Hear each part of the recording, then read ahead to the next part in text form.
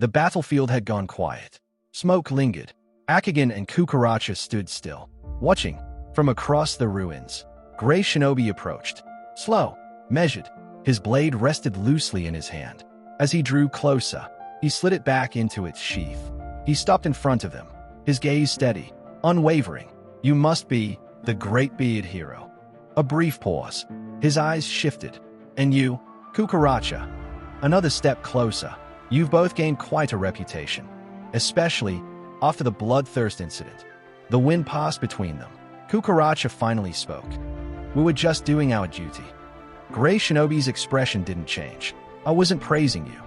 The words landed cold. His eyes locked onto Akigan. In fact, you failed. The great beard hero allowed a high-threat criminal to escape. That is not heroism. That is carelessness. Akigan didn't react, didn't argue. Kukaracha stepped forward. That's not fair. He was outnumbered.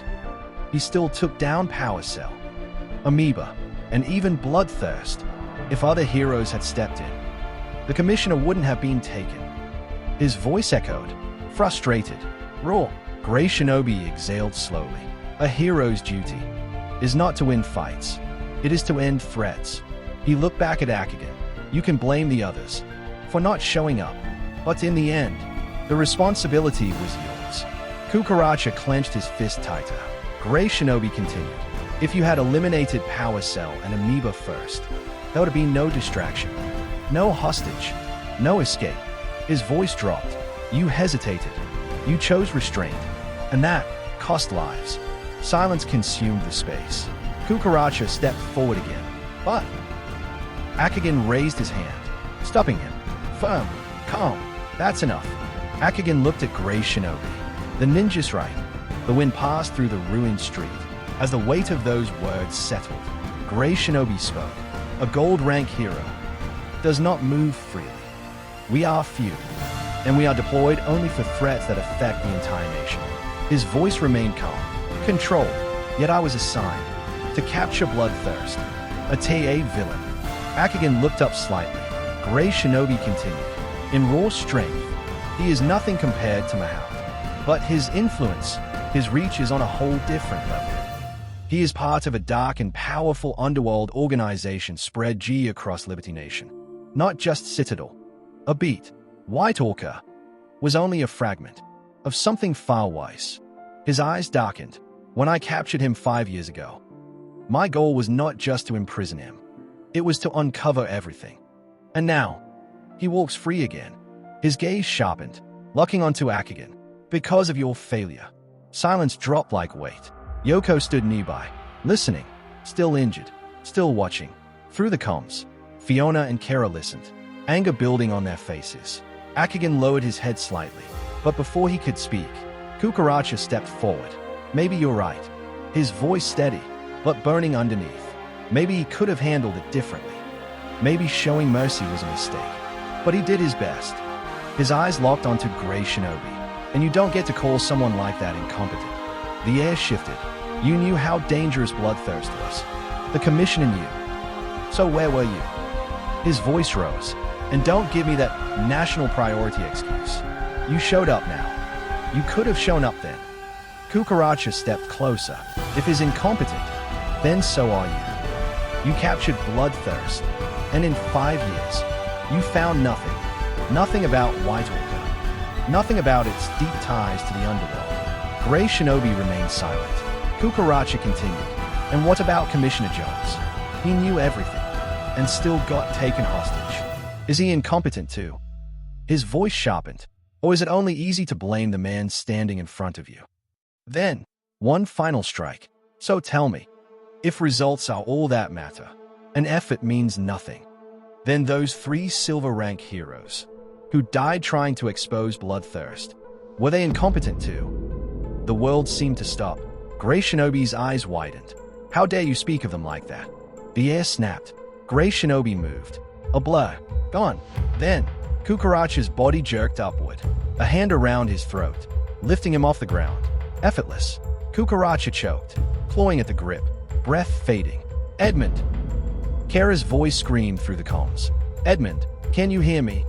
Fiona's voice followed. Sharp, Panicked. Then, a shockwave. Akigan. He moved in an instant. A violent backhand. Crack. Gray Shinobi's arm snapped aside, forcing his grip open. Kukuracha dropped, gasping, flooding back into his lungs. Akigan stepped in front of Kukuracha. Are you alright? A hand on his shoulder. Kukuracha coughed, then smirked weakly. Yeah. What the hell was that? Akigan let out a faint smile. Footsteps rushed in. Yoko, please stop. She stepped between them. Gray Shinobi. They don't mean harm. They saved us before you arrived. Akigan's eyes widened slightly. Then, a flash. Thud. Gray Shinobi's hand struck the back of her neck. Clean. Precise. Yoko collapsed instantly. Unconscious. Silence. Then, Akigan's expression changed. Kukuracha. Stay back. Gray Shinobi stepped forward. Slow. Measured. Move aside, beard hero. His voice low. Controlled rage. That insect will answer for what he said. Akigan didn't move. Yeah, that's not happening. Gray Shinobi's gaze hardened. Then I'll deal with you first. The ground cracked. He vanished. Next second, his knee was already at Akigan's face. Akigan reacted. Barely. Blocked. But the force still sent him skidding back across the street. Concrete tearing beneath his feet. Akigan steadied himself. Eyes locked forward. Then, without looking, he ordered Kukuracha. Go back to base. Akigan's voice cut through. Kukuracha clenched his fists, then took off, flying back. Reluctantly, silence returned. Gray Shinobi smirked faintly. Didn't want your partner watching you lose. The wind picked up. Akigan stepped forward. Let's see about that. Gray Shinobi blitzed forward. Gone. Then a kick, already at Akigan's face. Akigan dropped low, the wind from it tearing past his beard. A knee followed. Instant. Akigan twisted, barely avoiding it. Then, it began. A barrage. Punch after punch after punch. Blinding. Relentless. Akigan weaved. Slipped. He was being pushed. Driven back. Gray Shinobi accelerated. Faster. Sharper. Then, a cut. A thin line across Akigan's cheek. Blood spilled. Akigan faltered. Just for a second. That was enough. Gray Shinobi's voice dropped. Time to get serious. The next strike. Akigan couldn't see it. He blocked. But the impact. Boom. His arms shook violently. His guard trembled. His footing cracked beneath him. Then, an opening. Gray Shinobi took it. A front kick. Crushed into Akigan's gut. His body folded in half. Gone. Eyes wide. Then came the storm. Gray Shinobi surged forward. A hook cracked across Akigan's face. A jab followed. No pause. He pivoted and spun into a vicious reverse elbow, slamming into Akigan with brutal precision. Crack. Akigan's head snapped sideways. Vision shattered. Balance gone. Yoko's eyes shot open. No. She tried to stand. Collapsed. Akigan staggered. Still conscious. Still standing. Gray Shinobi dipped low. Then exploded upward. Uppercut. Boom. Akigan's body launched into the sky. Spinning. Then gravity took him. He fell. Fast. Faster. Crash. The ground exploded. A crater carved into the street. Dust swallowed everything. Silence. Yoko dragged herself forward. Desperate. Her fingers scraping the ground. Gray Shinobi stepped through the dust. He flexed his wrist slightly. That jaw held longer than expected. Pity. He reached the crater, grabbed Akigan by the neck, lifted him. Like nothing, Akigan hung there, blood running down his face. Breathing heavy, still conscious, Gray Shinobi's voice dropped. No longer calm. Those silver rank heroes gave up everything. Their lives, their families, and your friend dared to mock them. His grip tightened, and you dare challenge me to save him. Yoko crawled forward. Barely. Please. Her voice broke. Let him go. I don't want anyone else to get hurt. Akigan looked at her. He smiled. Faint. Broken. Gray Shinobi's eyes flickered. For a split second. Then, slap. Yoko was sent flying. Her body skidding across the rubble. Don't make me regret saving you. His voice was cold. Crack. Gray Shinobi's eyes widened. A sharp, unnatural twist. He looked down. His arm, the one holding Akigan, bent, broken. Silence. Akigan stood upright. Free. Calm. Then looked up, as if nothing had happened. I felt guilty, letting bloodthirst escape. A step forward. I even felt bad for what Kukaracha said. Another step. His voice lowered, but the moment you laid hands on a hero who sought nothing but peace, his gaze hardened. That's where I draw the line. Before Grey Shinobi could react, Akigan moved. Both hands came together. Clap. A shockwave burst at Shinobi's ears. The impact staggered him. Just a step, but enough. Yoko's eyes widened from the ground.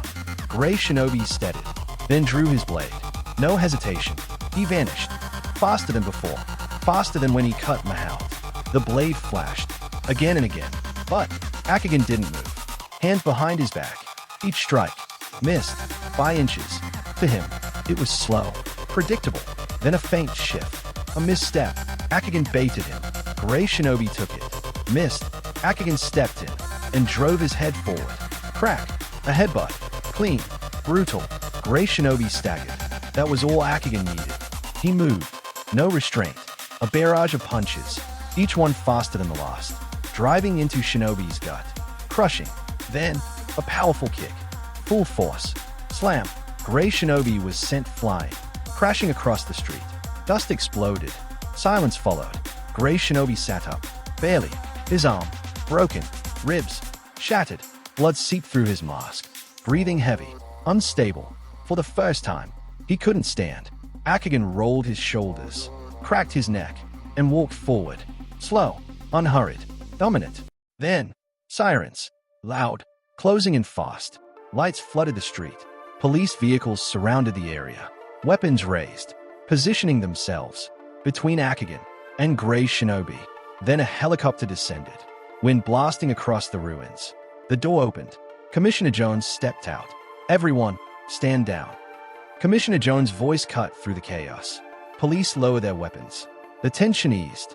Jones walked forward, straight toward Akigan. He stopped in front of him. I'm sorry. His voice was firm. For what just happened? Akigan stood awkwardly, unsure how to respond. Jones turned sharply. His expression hardened. Grey Shinobi. A pause. You still haven't learned to control that temper of yours. His voice rose. You were sent here to work with him, not turn this into a spectacle.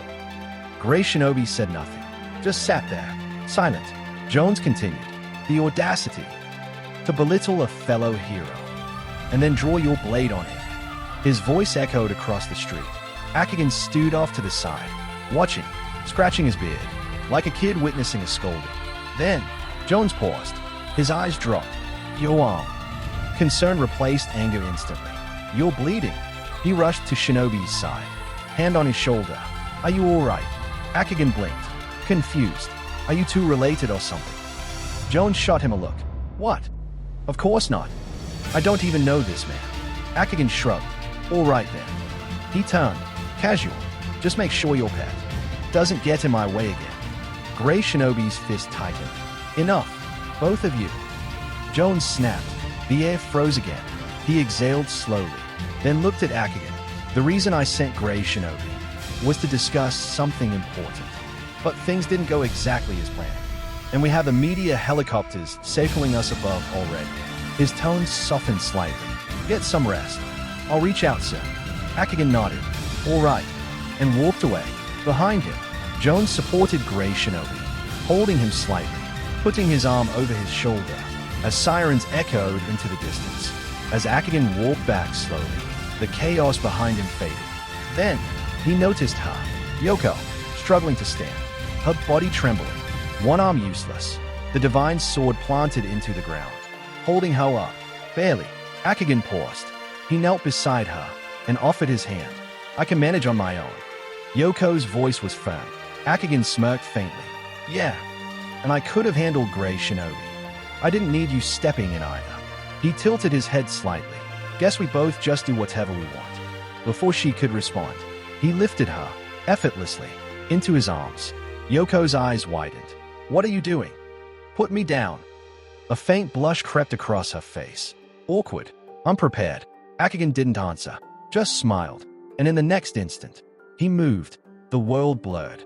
Wind tearing past them, buildings streaking by. He carried her at sonic speed, straight to the Grand Citadel Hospital. Moments later, they arrived. Doctors rushed out immediately. A wheelchair brought forward. Akigan gently placed her down. As they prepared to take her in, He spoke. Do you have anyone? A family I can contact? You don't exactly hide your identity. His tone softened. So, you can't tell me. Yoko looked at him, quiet, then smiled. Softly, the only family I have. Already he. Akigan frowned slightly, confused. She continued. Wild the beast. Excalibur. Grand Sumo. They're all I've ever had. Her smile lingered, warm, but fragile. Then, she was taken inside. The doors closed. Akigan stood there, watching, silent. Something stirred within him. A quiet weight. Settling deep. Night settled over the city. The hospital was quiet. Dim lights. Soft footsteps. Yoko's eyes slowly opened. She sat up, careful, her body still aching. She was at the hero ward. It was reserved, protected, for heroes. She stepped out of her room. The hallway stretched ahead. Silent. She walked slowly, looking, searching. Then, she found them, behind a glass partition. Wild the beast, Excalibur, Grand Sumo, all lying still, unconscious, recovering. Yoko stood there, frozen, her hand pressed lightly against the glass. Tears rolled down her cheeks. Quiet, unstoppable. Then, a voice. Madam Yoko, I see you've recovered well. She turned. A nurse stood behind her. Yoko wiped her tears quickly. Yes, thank you. The nurse smiled gently. I'm just doing my duty. After all, I was personally assigned to you. Yoko blinked. Assigned? Yes, by your friend. Yoko frowned slightly. My friend. The nurse nodded. The one with the beard. The great beard hero. Has been here all day, said the nurse, smiling. Yoko's eyes widened. All day? Yoko exclaimed. You should be on the balcony. The nurse gestured. Yoko didn't wait. She turned and walked quickly, almost running. She pushed the door open. The night air hit her. Cool, calm, and there, he stood, Akigan, looking out over the city, a cigarette between his fingers, smoke drifting into the night. She stepped closer. The smoke reached her. She cleared her throat softly. Akigan turned. Whoa, you awake? He stubbed the cigarette immediately. Yoko smiled. Bright, genuine. What are you still doing here? Akigan scratched his head slightly. Well, didn't want anyone attacking a fellow hero. While you know, they were vulnerable. His tone casual, almost dismissive. Yoko tilted her head, a faint teasing smile forming. Oh, isn't that why you assigned me a nurse? Akigan paused. Caught. He stretched slightly. I'm exhausted. I guess. I'll get going. He turned, about to leave. Wait. Yoko called out. Akigan paused. She smiled, a little playful. I haven't eaten all day. A beat. And seeing how chivalrous you are. You wouldn't leave an injured woman to eat alone, would you? Akigan raised an eyebrow. Well, looking after the injured is also a hero's duty. A small pause. I guess I can make an exception. He kept a straight face. Yoko smirked. They sat across from each other in the cafeteria. Quiet, late, almost empty. Akigan looked around. Anywhere but that her. Yoko noticed. She took a bite of her sandwich, eyes fixed on him, amused. You're not going to eat? Akigan snapped out of it. Oh, yeah, sure. He took a bite, a little too quickly. Yoko smiled to herself. Then, her tone shifted. So, great beard hero. After everything today, do you still think we're frauds? Akigan paused. His eyes lifted. No, not anymore. But that raises another question. He leaned back slightly. Where were you? Where were the others? Tier B, TA threats, and only a handful of heroes show up. His gaze sharpened slightly. There are 150 bronze heroes, and only 4 of you responded. Only when someone like Mahout showed up. Silence settled between them. Yoko exhaled slowly. I've been a hero since I was a teenager. It took me 7 years to reach bronze rank 1. She glanced at him, a teasing smile returning briefly. Until you showed up. Akigan scratched his head awkwardly. She continued. You're not wrong. I know how the system works. I know there are heroes who exploit it. Slack off. Chase popularity. Her expression hardened. But there's more to it than you think. A pause. Before she could continue, a phone rang. On the table. Akigan's. The screen lit up. Fiona Diaz. Yoko noticed, but said nothing. Akigan picked it up quickly. Hello, yeah. Everything's fine, hey. Thanks you for the nurse. Yoko's eyes widened slightly, listening, curious. All right, I'm on my way. He hung up. Silence lingered for a second. Akigan looked at her. I'm sorry. Something came up. He stood slowly, but a small pause. I'd like to hear the rest. Your side. He met her eyes. Maybe, when you've recovered. Yoko smiled. Warm, genuine, the kind that lingered a moment longer than it needed to. I'd like that. Akigan nodded, though something unspoken flickered in his eyes. Then he turned and walked away. Yoko watched him go, her gaze soft, her smile still resting gently on her lips.